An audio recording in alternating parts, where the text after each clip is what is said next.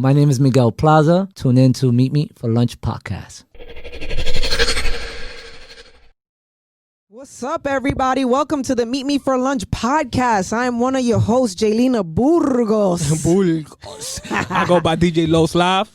And I go by the Boogie Bugs. And today for lunch, we have the one and only Miguel Plaza. Let's go. Let's get it. Uptown native, baby. Yes, Sirski. Welcome.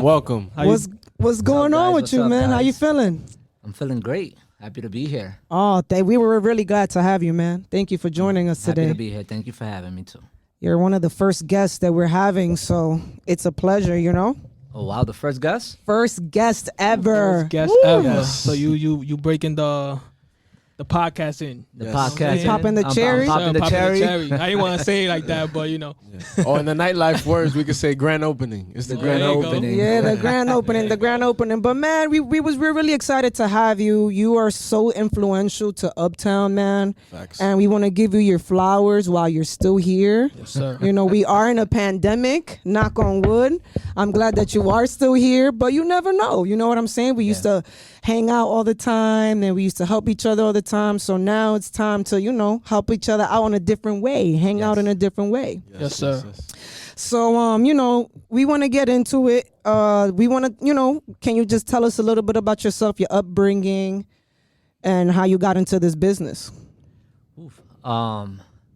So, yeah, I started about 18 years ago. You started and you were a Promoter. promoter. I started as a promoter 18 years ago. Pretty much doing parties everywhere. Anywhere we could bring people in, you know, I was there bringing them in. I transitioned maybe after my 5th, 7th years into clubs. I did spots uptown, mostly like Melodia, Okay. TBA, which is now 10th Ave. Okay. Yeah, we're gonna get into that. We're going to get into that We're one. gonna get there. Cliff, New York, I done Phuket. I've pretty much, you know, worked in La Marina throughout that whole time frame that they were open. Mm-hmm. And I'm here now. So I know you started with house parties.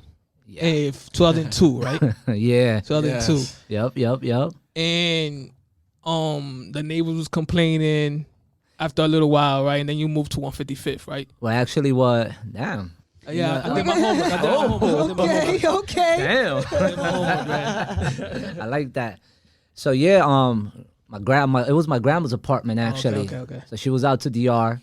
My grandmother used to take these summer trips the whole entire summer. Typical Dominican Yeah, shit. she'll go to DR. The house would be alone. That would be my place. So I decided to invite the whole world, and every borough was just pulling up, and the neighbor.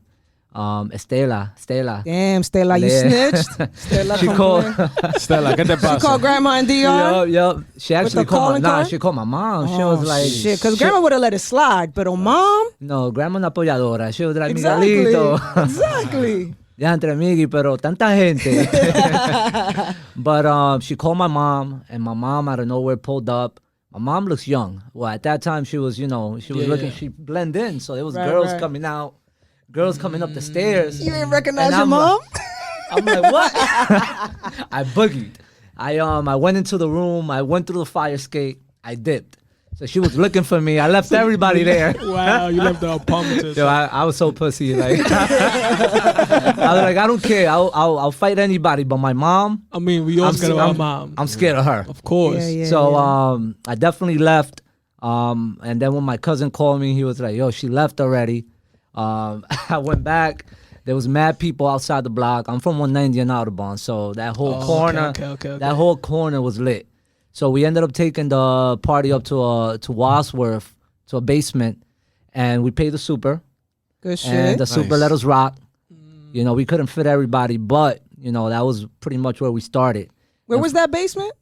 It was on 190, if I believe 190 and Wadsworth Terrace. Okay, got you. Wadsworth Terrace.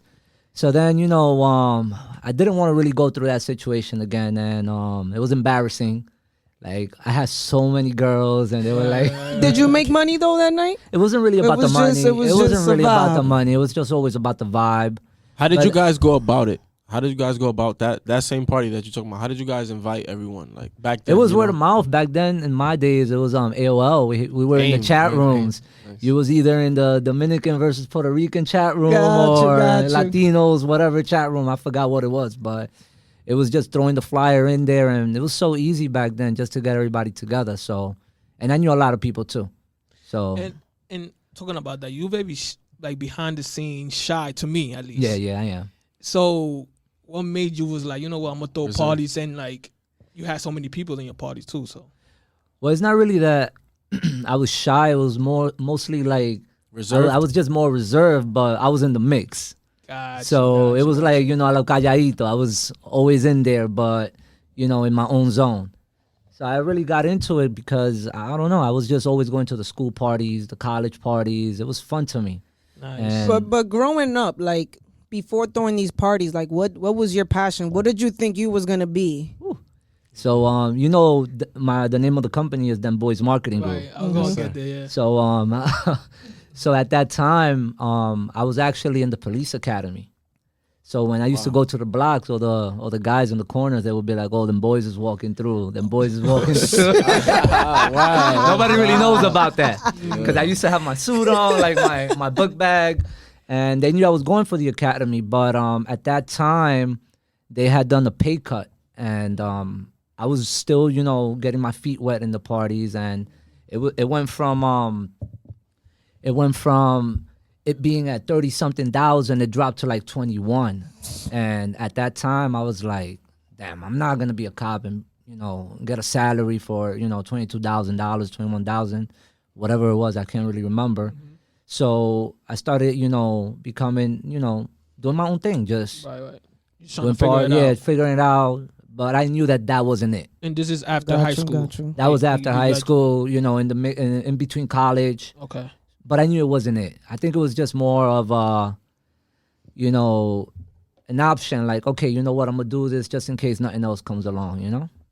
But I ended up, producing a lot of parties in the neighborhood, and I loved it. I loved bringing people together, and I grew from there. So after the basement parties, what was next? So, like I was saying, I didn't want to get embarrassed again. Okay. The basement. Yeah, so at that time I was working at Nike Town, Mm. and that was actually my first job. I was working at Nike Town, so me and a few buddies, we put some money together. It was like $400 for like 4 hours. That was like really chump change Right, at that right, time. right. So we rented a spot on 155th called the Masonic Temple. I heard And, a lot about 155th and what? Amsterdam, right? Amsterdam, yeah. Oh, on top, Yeah, right? on Is it- top is of it the- like It's on like- top? It's like It's like a gold door. It's a gold door, like when you drive down. I know where you Yeah. was at. Yeah, so I know where you was at. I know So- exactly where you It was was right at. across the street from that Yeah. PS school. yes. That public school. Yeah. So yeah, yeah. we went and we spoke to the organizer of the hall, and we rented a few halls. Like I was always into negotiating. I don't know, that was my thing. So I was like, and I planned ahead the too. negotiator. Yeah, I planned ahead. They used to call me Samuel L. Jackson. No, but there goes Samuel. But I was able to get the prices down to like 300. I booked, maybe like 4 or 5 events there, and I planned them ahead. At that time, it wasn't really popular for, young kids to just rent halls to do parties, Yeah. So the first one was called a Party of 100 Bottles. So back then, it was all about the nutcrackers. Right. So I had a guy named B-Rock that was right there on Sherman, or it was Vermilion, actually. He lived in Vermilion. Uptown, Dyckman. Uptown, yeah. So Freddie sold the nutcracker. He's the originator of the nutcrackers, but he never sold it in bottles. So B-Rock sold it in bottles, and he used to give it to me in consignment. Like, we didn't have really money like that to Yeah. So I was like, okay, you know what? Can you give me X amount of cases, and I'll pay you back after the party. So he'll be at the party because he loved the vibes. But we called it Party of 100 Bottles. We didn't sell no bottles. Everybody that walked in got a free bottle of nutcrackers. Wow. That's what's up. So you met Hova after, because I know Hova is your partner with them boys, correct? Yeah. and you met him there, right? Like he would just come into the parties, and that's how y'all partner up. So with them boys, we had different phases and teams. Mhm. You know, the, Oh, okay, the okay, original team that I started with wasn't the one that I ended with. So Gotcha. Hova came into the team maybe at the third phase, second phase of actual the transition of the company. You know, some of the guys from the team that originally started with us, they either moved or got into other career path. Their passion wasn't really, you know, doing the parties or just had kids and got married, whatever. So Hova at that time, he was going to school, a college. I forgot what college was it, but Sullivan, something like that. I think it was Sullivan. So he used to always be in my parties faithfully. Always, always, always, always. Him, Ed, Jonathan. Those guys used to be at the parties all the time. So at some point, I started seeing that, you know, it was getting harder for me. I'm getting a little older. I don't have, you know, that. They're like the new generation of Right. party Right. goers. So I was like, I got cool with Hova, and that's when me and Hova, Banks, Hamlet, and Okay, I know Hamlet. Yeah, yeah, Shout out to Hamlet. Hamlet. Okay. Yeah, they jumped on board, and we started doing. That's when the clubs really It was rocking. was really jumping, and you know they played a big role in my growth in that transition. Then How did you get into promoting at clubs? Was it like somebody caught wind of you at your parties or something? Was like, yo, come, come to the club side. yeah, so I'm not sure if you know Devo, if you heard of Devo. Devo. So Devo was one of the promoters back then. So I was buzzing a lot. Like my So team, he was one of the top promoters, or he just he was a promoter. okay. He was a promoter at that time, and he had the spot on 145th and Broadway. Morocco. It wasn't Morocco, but before Morocco, it was called. No, it was El Vacilon. Yeah, it was El Vacilon, and then I remember that spot though. yeah, that building is iconic. It used to be called Studio 84 back in our parents' days or whatever the case is when they were Basically. partying. Yeah, it was Studio 84. Then it turned into Studio 145th. Then it went to El Vacilon and then El Morocco. And now you have the what is it? It's a hall. It's a banquet hall. hall. Yeah, the Yeah. banquet hall. Some shit like that. So yeah, Debo was doing events there, but that place hold 2,000 people, and there was nowhere near packed. Like, Yeah. so he called and he was like, "Hey, I got an opportunity with you for you. Would you like to jump on board?" I never really saw the business as profit. The business to me was just more make the money back, so we could pay the hall again and buy the liquor and just do it all over and pay the DJs, whatever. So it was never really about the profit at that time. It was just more about having fun. So when we did El Vacilon, that's when I was like, what? We could make this much money? So we ended up making a lot of money. We had like about 15,000. At that time, it was no age restriction. It was just, it was 18 to party, right? And 21 to drink. Yeah, 18 to party, Yeah. 21 to drink. And back then we used to say 18 to come, 21 to swallow. Spicy. all of my flyers used to say that. So wow, that's crazy. So, what happened? Yeah, come. C-U-M. CUM. Yeah. Fuck it. Swallow with a W. So I know. So this is before social media, right? Before Yeah. IG, of course, Twitter and everything. So, what was one of your ways to promote your parties besides tactics. besides the chats? It was more branding. So we used to do a lot of T-shirts, hats, and a lot of people want to be down with the wave. So we had people from Dyckman, from Harlem, and we'll meet up. Let's just say on 139 in Harlem. That's where we used to meet up, and we'll go all the way down to Dyckman, giving out flyers, giving it to the barbershops, putting up posters. Like we did a lot of the footwork, and we were out there. Some of the guys would be in like the corner of Fordham, the corner of 181st Street. A lot of us who had cars there, or whoever didn't have cars, they would drive with me, and we'd go to all the colleges.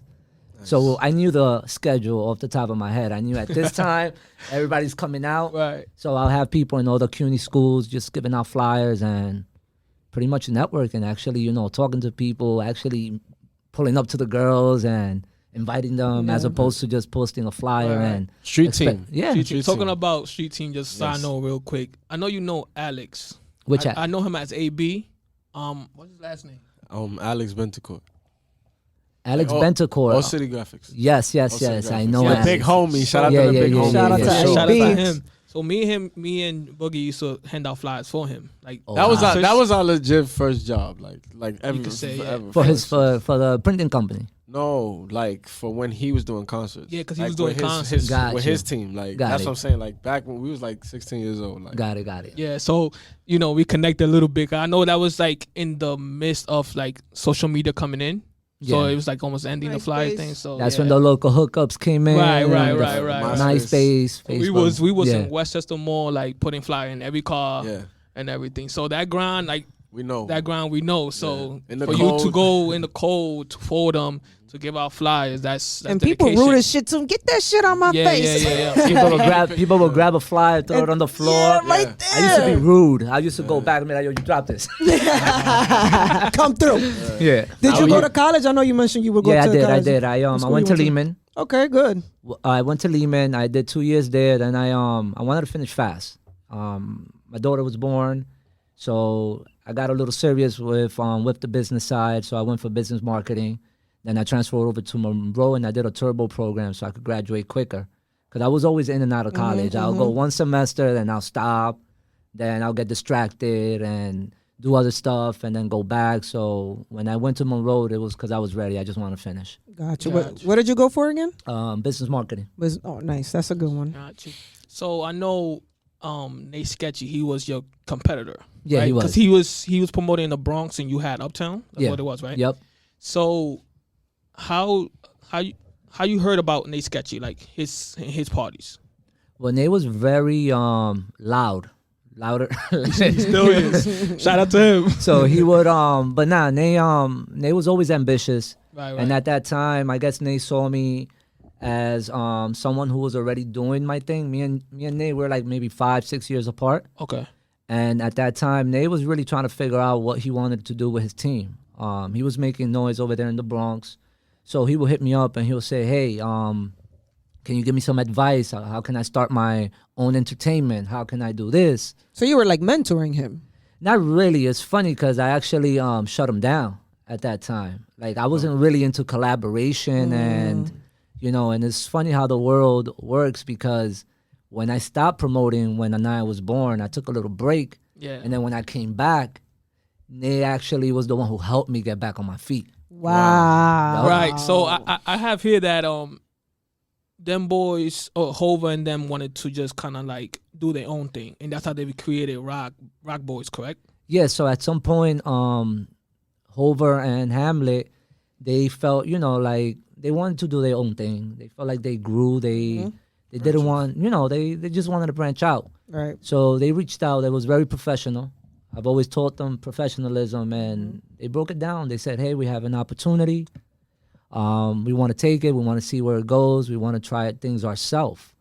And they ended up doing the Rock Boys and moving on to that. And I supported them with that too. Right. I was a little salty in the beginning. But I mean, anybody, I was salty in the beginning, but, back then loyalty to us was like, like so big. I mean, it is now, but I feel like it doesn't really exist no more. So I don't go based on loyalty. I go based on dignity, morals, and just do the right thing. You don't have to stay. You don't have to stay with me, but just do it right when you make. I like move, that. I like that. I really, really, really like that. So I never really thought about it like that. Yeah, I mean, because people grow. As humans, we get attached and we have expectations for people, and when they don't meet those expectations, we pretty much see it as, oh wow, they did us dirty, or it just hits us harder than it's true because we give so much, but we expect people to give us back more, Yes.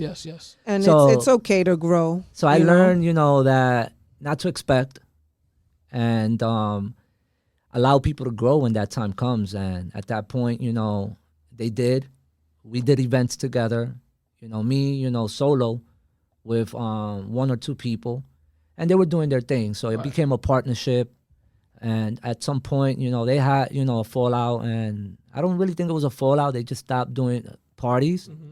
And Hova came back. Yeah, and it's like brothers again. So it's like, and we never stopped being brothers. We've always been, brothers no matter what. So Got you. Dope. So question for you.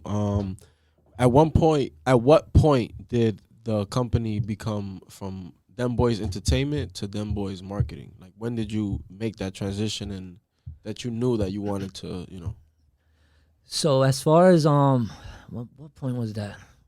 I think it was more when I actually opened up the company, because we were Them Boys Entertainment. We had a website, we had the social medias, had the shirts, the hats, but we was never really an LLC. Right. So it was like we all had jobs, and we had something, income coming in, so it was really like just a hustle. Mm-hmm.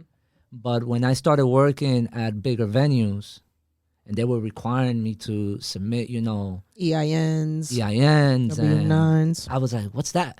Right. W9s. So it was Mateo, Fernando Mateo. Oh wow! Oh, Shout out to nice. Fernando Mateo.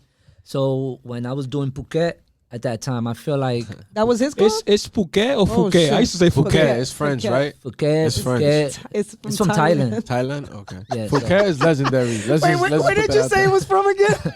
we got to look that up. French, yeah. I said, don't quote me on that one. French. that You was said a it was great French. Let's go. So yeah, I was doing a lot of events at Phuket. From Thailand, it transitioned to Phuket, Where was Phuket at? 135th and 12. That was a nice strip, man. Yeah, and that was Still kind of like, is. Shout out to our producer. That's our producer. Oh, okay. I got it now. Yeah. I was like, what? So I was doing Luna. I went to the Bronx. I did Luna. Luna got shut down. So it was one of the many things and many challenges that I experienced, is that we built these parties, very iconic and consistent for like 2 years. But at some point, these clubs were getting shut down, for whatever reason, Yeah. So, many did you go? reasons.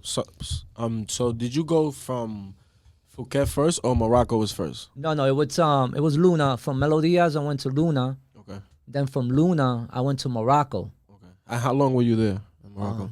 I think for like a year or two. Because when on our early days of partying, this is side note, of course, we went to one of your events there. Like, this is early days. Like, we celebrated. Boogie has one been of a our fan friends' for a really birthday. long time, Yeah, bro. like Miguel's the one that introduced me into the whole promoting world without him even knowing it. Like, you know what I'm saying? Really? So yeah, shout outs to you for sure. That's what's up. So that's why I want to know, when did you make the transition? Because Morocco is like you said, it's a big venue. It holds about 2,000 people. So Well, transition. I made a transition when Luna closed, and when I was doing Luna, that's when I got to do promoting with artists, because the owner Cesar would back us up with helping us, book all these artists that we had no connections with. Nice. So he supported us. He helped us grow, gave us a platform to work with these artists and build these relationships. So me and Ney at the time, we would bring Fab. We'll work with all the reggaeton artists. We were able to work also prior to that with CIM Production, who allowed us to work with them over there at the X Bar. So we moved around. Legendary. We moved around a lot. We did a lot of events everywhere. But when they started becoming more strict with the age restriction, Right. it became hard, because it's like, damn, now we got to go and transition to 21 and over. There's no way possible that we're going to fit. That's our mindset back then. 2,000 people like we were doing before to, a space, to just the 21 and over crowd. Right. So at that time, I transitioned to wanting to do more upscale parties. So I got the opportunity to work at Talle. And I started at Talle as a sub-promoter, actually. Nice. That was Wow. next to Phuket, right? That was actually Phuket. Oh, before they changed the name. Got Yeah. you. So Fine. Nate was like, Wow. "You crazy? You took a sub deal over there? Like, wildin'. That was a nice club in there, bro. How much they paying you?"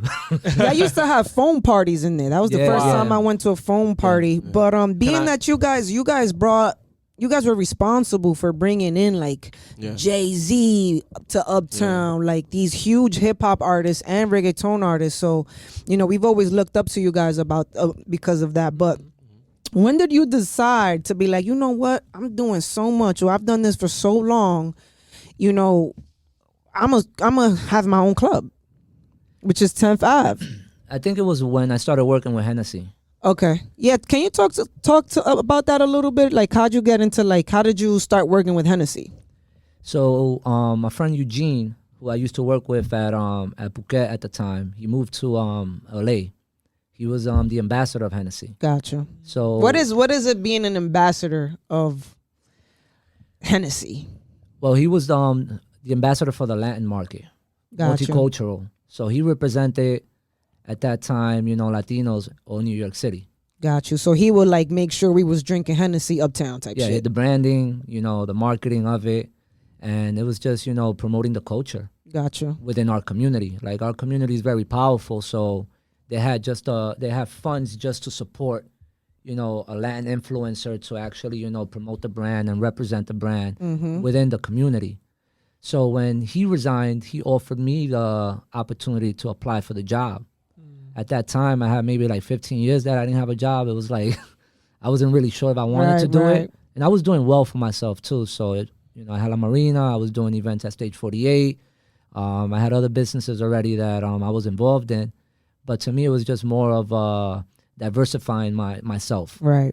I felt like I lost that. I was always business savvy, but I lost that corporate feel. And taking that opportunity to me allowed taking that opportunity allowed me to explore other options and get to know the business side more of venues and how they operate from the back end. I did and also I grew I grew a lot of love curating different type of events. It wasn't just Yes, I see that. about standing on the couches popping the bottles. Like that brings the money. Yeah. But it was the type of events that I was doing. Theme, like your events always had theme to it. Like Yeah. that's what made you stand out. Like your events, like even though it was a weekly party, your parties always stand out. Like whether it's a foam party, whether it's Funkmaster Flex, whether it's DJ Camelo, you always had that standout. Well, I think it was more. I think it was more the fact that our community never really was exposed to the hip hop culture. Right. So there was a lot of the older promoters that were doing already. They were very heavy on the Spanish. So to compete against the Spanish market, Yo, Anthony Santa was always up there, bro. Man got the same freaking people. So like, thanks to you guys brought those people up. But so Hennessy kind of gave you that feel. Like, what was that? What was that moment that you was like, that network. So I started working with a lot of the business owners uptown, helping them, build their business, and I made a lot of good relationships, like with Junior Lantigua from Alca. Okay, And I remember that club. Yeah. So at that point, an opportunity landed on my lap where it was like, "Hey, Miguel, would you like to, invest in this pizzeria?" I said, "Cool." I was like, asked about that. I was like, "Cool." I'm down for that. So I have no affiliation, as far as Alca and the pizzeria in Wahiza. But I believed in the brand, so to open one and partner up somewhere else, I was excited for that. Gotcha. Nice. So when that location opened up, I was like, okay, cool, I'm down. But it was just supposed to be a pizzeria. It wasn't supposed to like Be a club as well. be a restaurant lounge and 10th Ave, something as big as that venue. I wasn't even expecting it. So Right. but it's like I guess a lot of the networking and staying consistent put me in that position, and the confidence that I built with Hennessy, because they pushed me. Like Gladys was my director, and her thing was, "You're Dominican, you're from Uptown, you need to represent. You're going against this actor who's an influencer, part of the company, this person who apply, but you're Miguel, and you need to own it." Right. And I'm reserved and low key. Yeah. So she was like, "Nah, you represent New York. You represent Latino. It's not just Uptown.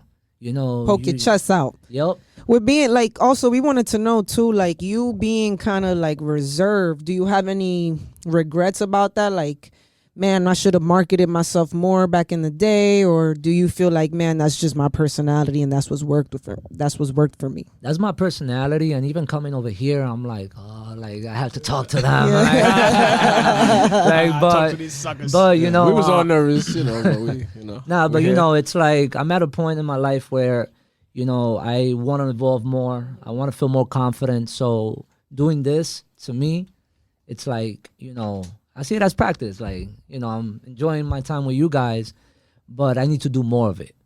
Gotcha. So You I did need tell to, me that, yeah, I need to do more of it. When I was working with Hennessy, they, one of the cool things that I had to do was put together dinners for celebrities and people that are in a higher That's cool. stand bracket. But I had to give a toast, and I'm like, What was the slogan? Drink Hennessy. no, Be no. bold. I forgot what it was, but And I had fight a- outside. but I of the had a club. paper that long. And I was reading it. Wow. I used to be like, oh, let me go to the bathroom, and they would be mingling, and everything was cool. But then when it was that time that I have to give that toast, I felt like my lips were twitching. Nah, I hear you. But I learned, to be comfortable, be genuine, be yourself. I never really followed the script. I was Right. very, I used to honor them for, all their success, how much I admire them, why they're there. And as I did more of that, I became more comfortable. Got you. But as far as, being reserved, yeah, I do regret it. For the simple fact that I feel that you're supposed to be your own cheerleader. You have to be your own hype man. I feel like nobody's going to go ahead and applaud you. For example, I'll give you an example. La Marina. I brought a lot of events to La Marina, from Fab to French. French didn't give you that credit, huh? No, he That didn't. song. Fab either. Oh, Damn, Fab either. bro, we give But, you the credit over here. But like I booked Fab even shot a video in Phuket. yeah. Phuket, bro. Phuket. Phuket. He did. So we booked Fab, and it was on 4th of July weekend, Memorial Day weekend. And then we booked him again for July 4th weekend. He came out, with that slogan. He was at a marina all summer. Yeah. My mindset now, I would have gotten PR on it. For some exposure. Miguel Them Boys Marketing Group brought, this Uptown, first time ever, La Marina, hot spot. You get the point. Same thing with same thing with French. French was dating Chloe at the time. Damn. And it was kind of like a Coke Boys reunion, because the whole team was there. Even Chinks, I believe, was there too. Rest in peace, Rest Chinks. in peace. And Chloe was at the Hamptons filming for the show. So for some reason, this guy didn't want to come uptown unless he picked up Chloe in a yacht. And he was about to cancel. We had like 1,500 tickets sold. Yeah. I was panicking. We saw actual tickets for that. Yeah, I was actual telling tickets. Gabby, I'm like, yo, Gabby, but where the hell am I going to get a yacht from? So Gabby was French's manager. Yeah. Yeah, so I ended up getting them the yacht. It was a 120-foot yacht. The guy, his name is Lewis, owned the yacht. Ballin'. Let's be clear on this, though. Let's be clear on this. Jesus. He rented out a Christ. yacht, people. And then he put it on a song. Didn't say that you got it for him. Yeah. I don't even think he knew. French. I don't He even didn't know- he Yo, didn't know it We was- need that's how some artists are, explanations. bro. Yeah, I don't even think he knew. They don't. That's how they are, bro. They just think about what's going on. They don't know who made it happen. Nothing. As long as it happened, they happy. They're happy. And my mindset at the time was like, I'm all about the profit. This event gotta go. This event gotta Right, happen. right. It gotta be iconic. People are gonna talk about it. Sometimes I used to get pressed just off the event itself, but not me personally.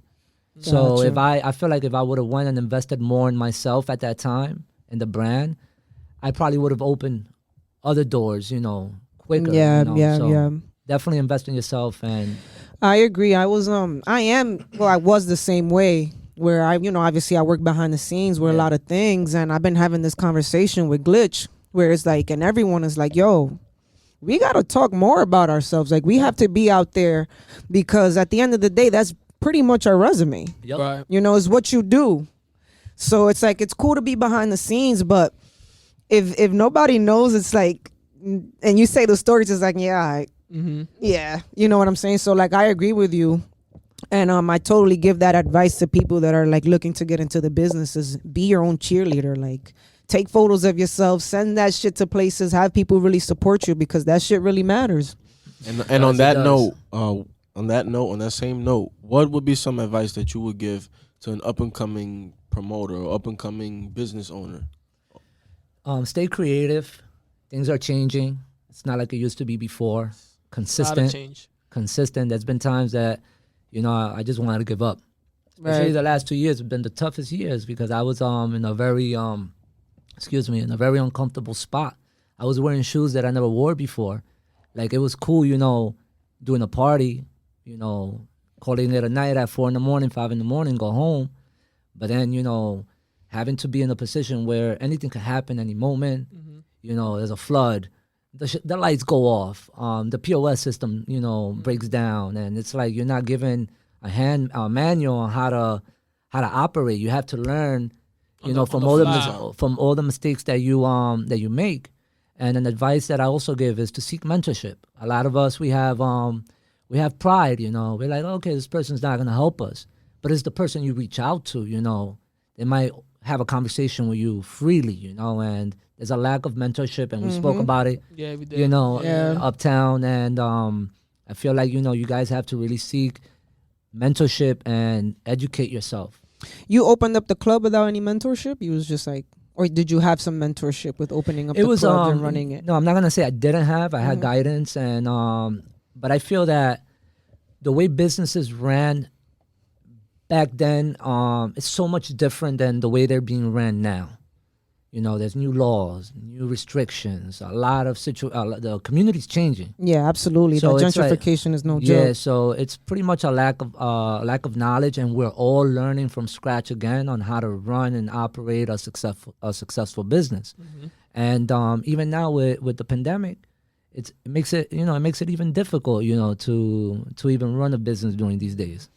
Is that the reason why you haven't opened? Because there's a lot of places that are open, but you are opening in like, well, when is the official date that you open?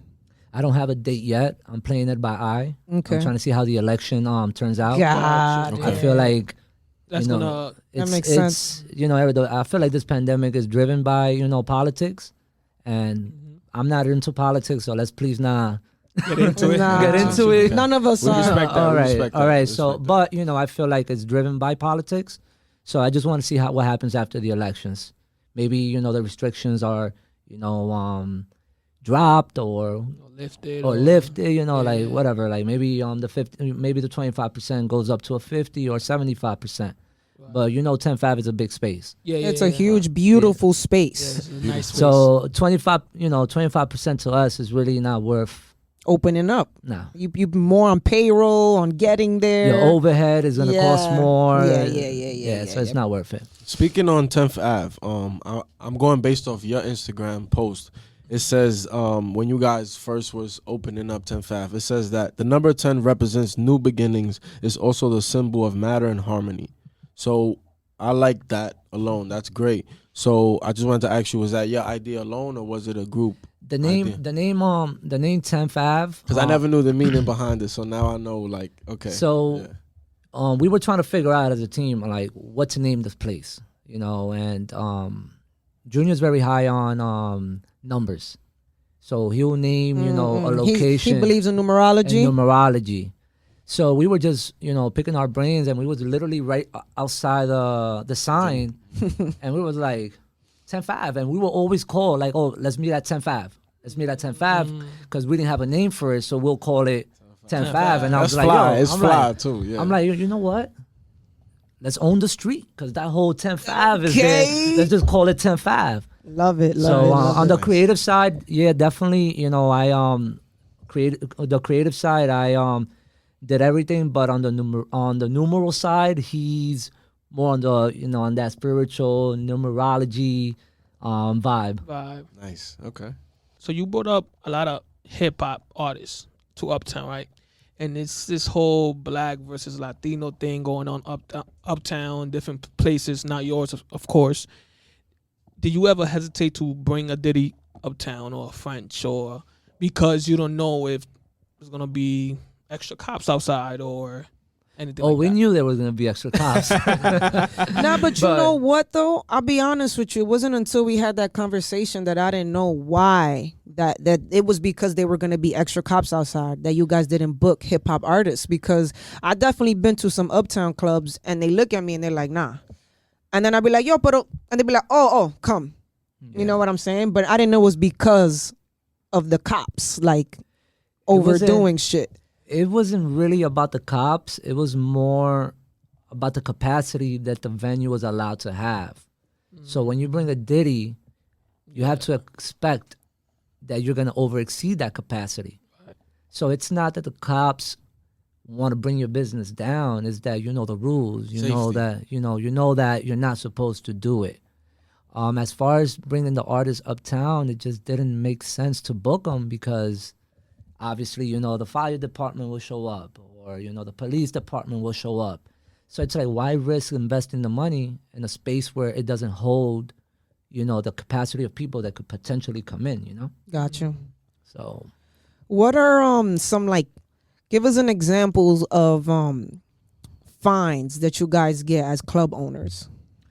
oh man, Because these are the things that we don't see. We just go over there, have a good time. But should I bring the book out? bring it. Because sometimes we get annoyed. Like, man, let me just stay outside for like 5 minutes and talk to some girls and blah blah. And y'all like, get out of the fucking block. And we're like, man, good point. you know what I'm saying? So like, Disorderly conduct. That's when the guy, people are waiting outside the club. It's past 4:00, 4:30. It doesn't matter if we shut down. If you guys are in front of the club, we get a ticket for it. If you guys fight even across the street from the club, we get a ticket for it. Over capacity, not updating your permits. so they just randomly pull up and check to see how shit is looking. Yeah, it's random. It's Okay. not. It's Random random.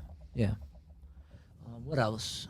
I mean, when you open up a business, you're gonna have to understand that you have partners, and your partners are these agencies. You got the fire department, police department, SLA, you name them, the food health administration. So you got to make sure that everything is up to code. So what I do recommend is to have an opening and closing procedure. Prior to opening, have a checklist of everything that you might have missed. Closing, do the same, and then just follow the cycle every day. Do you have a relationship with like each department? Like, do you kind of like know the sergeants and like have a relationship with them so they, it's like a community thing? No, absolutely. Yeah, we're in communications all the time, and whenever we have any issues, we call them directly. So Okay, yeah. that's cool. One thing we also wanted to know was about like what happens when someone calls 311 on your business, and who the hell is spoke about fucking that. calling? You guys took notes. Yeah, we took some notes. Well, I'm glad you guys did. So what happens is that let's just say you have neighbors that are calling 311 for noise complaints. They're gonna blame it on the business that's there. So if you get a certain amount of noise complaints, it goes to the precinct, and the precinct sends it to the SLA. So What is SLA? State Liquor Authority. Okay. So what happens is that at some point when you're up for renewal, you might get denied by the community because of all the noise and all the complaints that the business has. So you have to make sure that you're a friendly neighbor, that you definitely have guards outside just telling people to just respect their neighbors and keep it quiet. Don't put the music up outside. A lot of people just pump their music and Don't have what's her name? The one that called your neighbor. what's her name? Estela. Estela. Don't have a Stella. Don't have a Estela's out Stella. That's the Latin version of a Karen. Estela. It's funny that Jose is her son, and that's like one of my best friends. Oh, okay. So fucking forget it. If he hears this, he'll kill me. Nah, Estela's like Jose she's like my aunt. She's like a second mom. She raised me.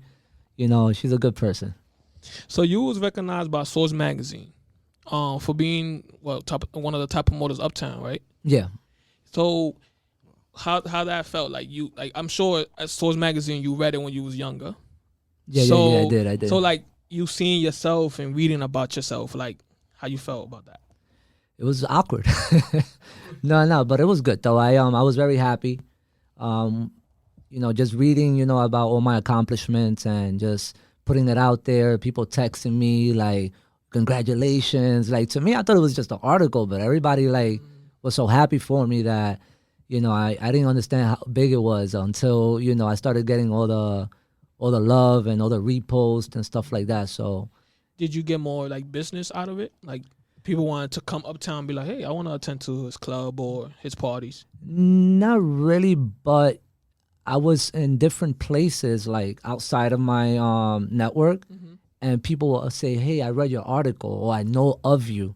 And I had no idea that they knew who I was, So in one moment you felt like I'm successful at this. Like I'm the man. I'm the man uptown. I got the best parties. I never really felt like that. Like as far as, I always knew that, I was pretty much one of the best just because the consistency and parties that I had.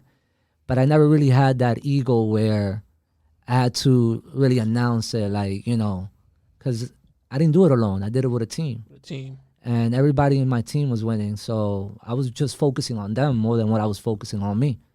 Just Right. because at some point you want to really work smart, not hard. So you have to keep the team happy. Yeah. When it comes to owning a club, right? And even as a promoter, some promoters or club owners don't like certain music in their clubs. Are you one of those owners or promoters? Nah. You just let the DJ rock. It all depends on what time they're doing it. Like if you put Pop Gotcha. Smoke at 4 a.m., no. No. Rest in peace, Pop Smoke. I but DJ a couple times at your place, and you never. it has to be diversified, a little bit of everything. Because if Right, it right, becomes just one type of music, whether it's Spanish, then you won't diversify your crowd. We won't have people from Connecticut and Jersey, or people from out of town even fly in to experience your venue. So you definitely got to do a little bit of everything.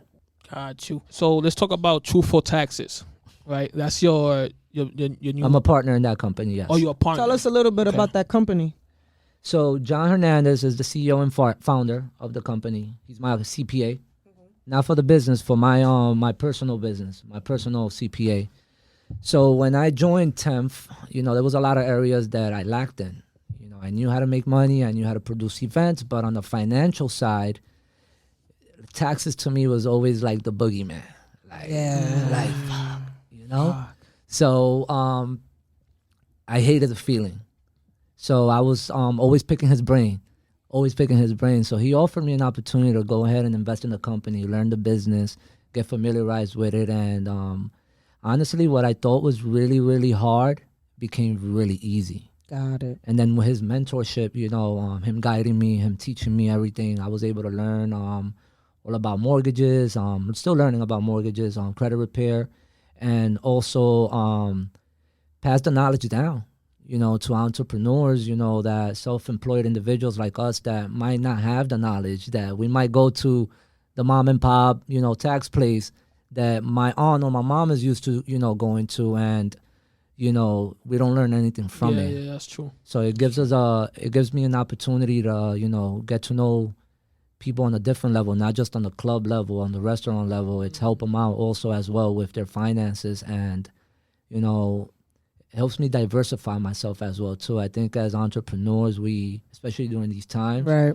we have to diversify ourselves and get involved in other businesses that if one thing doesn't really, if 10th Ave doesn't work out, we have this, or we have real estate, or we invested in other, in other projects that's just not, like promoting or clubs, Yeah, diversifying yourself. You started that. You partner up during quarantine, correct? Or Yeah, I was actually doing it in February. Okay. So it Also, kind of you was like preparing yourself, right? I didn't even know. Of course. It kind of worked out, Right. Because after when the shutdown happened, I was confused. I was like, what am I gonna do? Yeah. Like I'm not used to being so still. Right. I'm always either at work or running around. So it was the first time that I was actually at home, and I was a little down about it. Happy that I was spending time with the family, but I made my time. I made it work. Right. So I didn't waste no time. I took a few weeks to kind of like figure things out. I finalized the whole tax program, and I got to work right away. Yeah, that's dope, man. Congrats Really on that. inspired. Thank Yeah, you, thank you. congratulations Thank on that. You guys have a great company. I've actually reached out, and I encourage everyone else to reach out. It's a really legit company. But one thing I wanted to know, Boogie, do we have like hidden talents? You got any hidden talents? My hidden talent is that I can juggle. Oh, word! The fuck out of here. You can't juggle. Yo, I know Listen, you for there's 12 three- years. there's three bottles right here. There you go. There's 3 bottles right It's here. time to show us. And we got you on camera too, so let's go. One of these bottles is open, so that's not. They all open. They all So, open. Stop playing. Why is that so unbelievable though? I know you for 12 years or 13 years. That's something that I would have been doing. It's Just a to show hidden off. talent. It's hidden. Lo said you can't even juggle your life. Imagine 3 bottles. That's so shit. I try to juggle my life every day. Okay. Okay. That's a hidden talent right there. All right. Los, what's yours? Shit, I don't have a hidden talent, but I'm nice at basketball and I'm nice at DJ. Talk to me nice. That's all you fucking talk about. Nice. I think love. my What's your my hidden hidden talent is like, I could get down in the kitchen and shit like that. You know what I'm saying? Oh, But I'm getting there. I heard Miguel was he used to play basketball in high school, and he was able to dunk. Yeah, but y'all Hey. did your homework. So Yes. like, I'm wondering, you still could do that? What, Miguel? You still got Well, it? you know what? During quarantine, I thought I was gonna dunk, and I came short. Oh yeah, I seen that. I seen that video. I Yeah. thought I was. I put it. I thought I was. I actually I have my first one was last year December, influential game, and I have like different promoters and DJs play. So next time, I mean, hopefully, when COVID is over, second annual, I'm gonna have you as a player. Yeah. See if you can show your skills. Yeah. Facts. I don't play like that as much, but I used to play a lot of ball in junior high school and high school. Mm-hmm. And I actually you guys don't know this, but I went to military school in DR for 2 years. Oh, Oh, wow. wow. So that's where I got my hops from. Okay. So when I went You to DR, talking that talk. You talking that I got talk. my hops from over there. I always used to I'm jump high, scared. but definitely banged it Okay. on a few people. Okay. 5'5", 5'4". I need those I was videos. actually 5'2" back then. I need those videos because Glitch told me he could dunk too, and then I put him in the court. He was missing layups. Yeah. That's We too need to solid. hit that. Yo, Swaggy C was playing better than Glitch and That's a Steph fact. Cakes And Steph Cakes. and the little boy Eli. He's nice though. Yeah. That little he's kid is nice. He Holy can, shit. He can like He knows definitely some- win. Yeah, against me, he's definitely winning. Like that's not a question, right? So you gained a new best friend during quarantine. Your dog. My dog. Beautiful. Myla or Myla. Myla. Beautiful. She is beautiful. Thank you. So how is it owning a pet? I mean, like, just like what made you like, let me just get a dog, knowing that you could probably now start again. Hopefully, when COVID is over, be out the house all day because 10 Ave and etc. Well, I always wanted a dog, but I was never home. Right. So the whole process of training the dog in the beginning was gonna be hard because I was always out. So it was the right time for me to look into getting a dog. But then I got not just any dog. I got a Siberian Husky. Yeah. Yeah, the I didn't craziest know. dogs. They're the craziest dogs. With the beautiful eyes. Though. Yeah, I didn't know Crazy, that though. they were such a handful. Mm-hmm. So Myla, we picked her up at 7 weeks, I think it was 7 weeks, and she's definitely a character. She's smart. She sang "Happy Birthday" to you, bro. Yeah, she did. I was Oh like, yes, holy yes, yes. shit! She be this is talking to you in the smartest car dog. and everything. yeah, yeah. Happy birthday, dear girl. Happy birthday to you.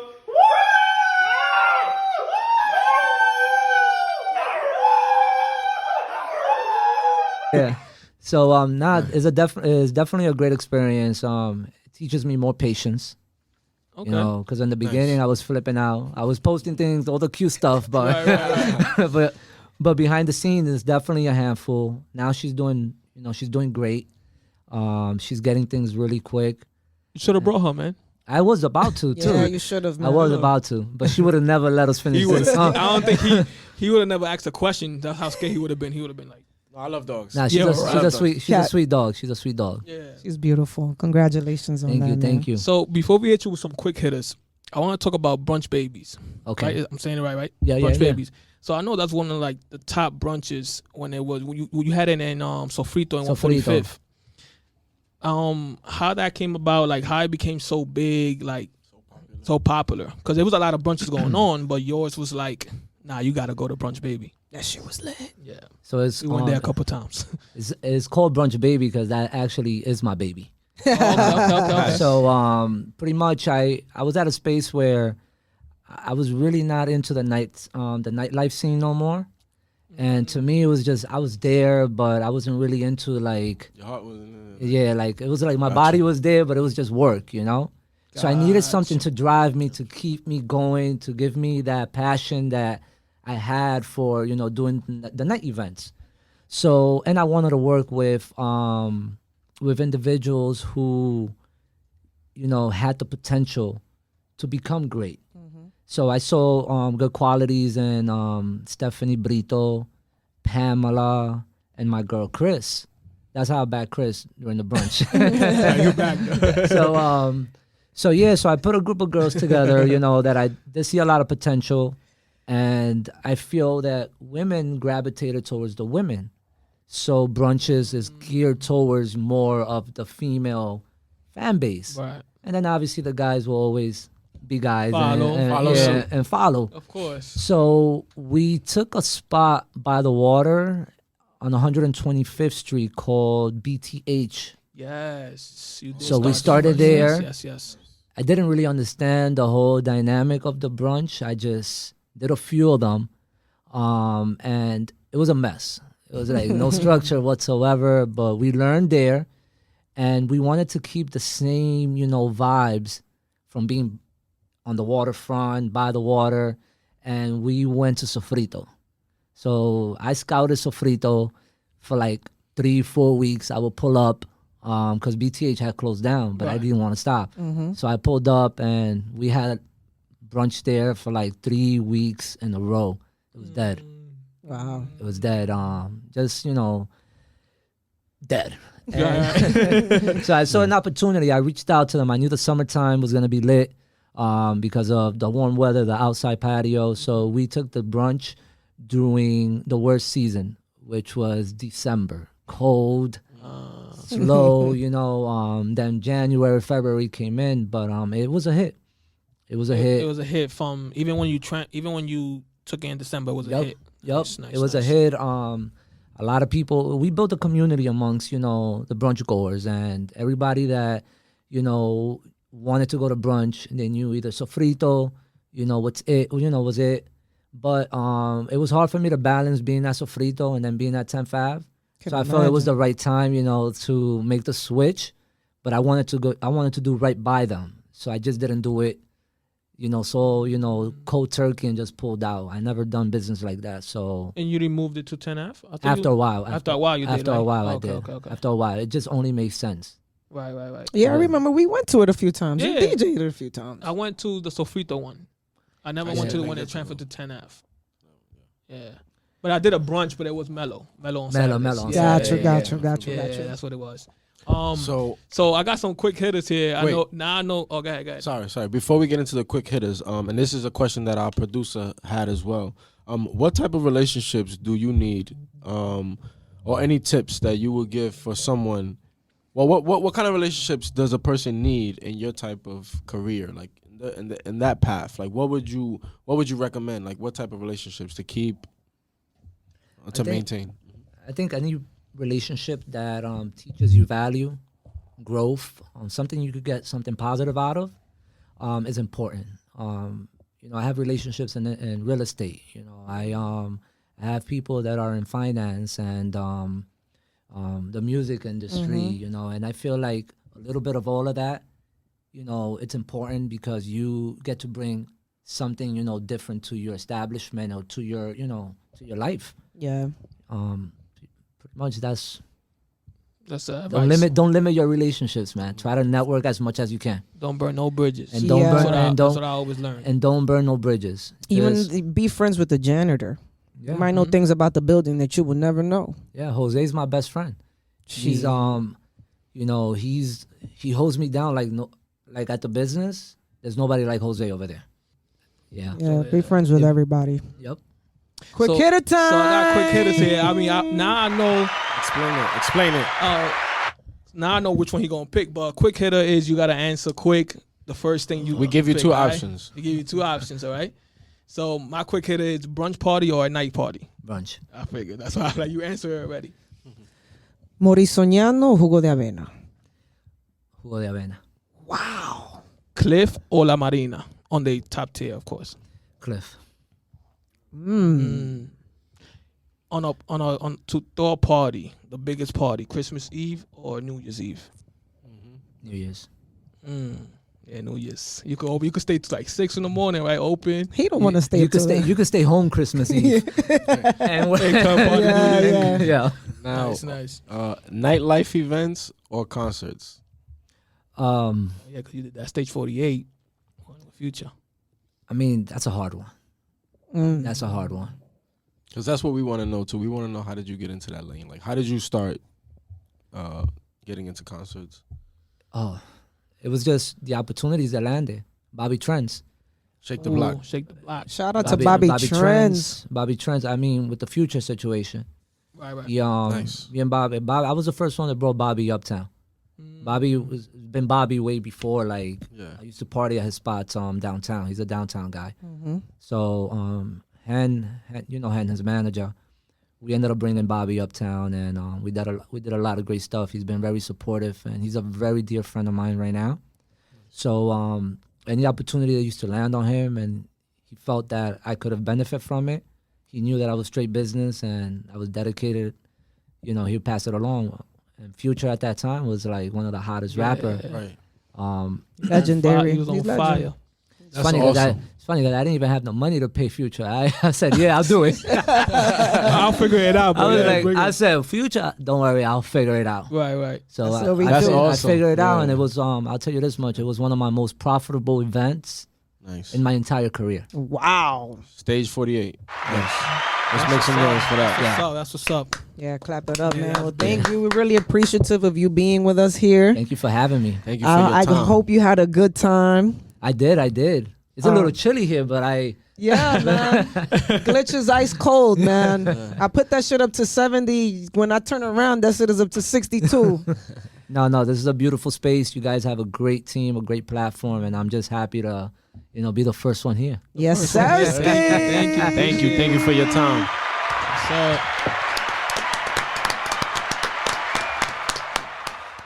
It's a wrap.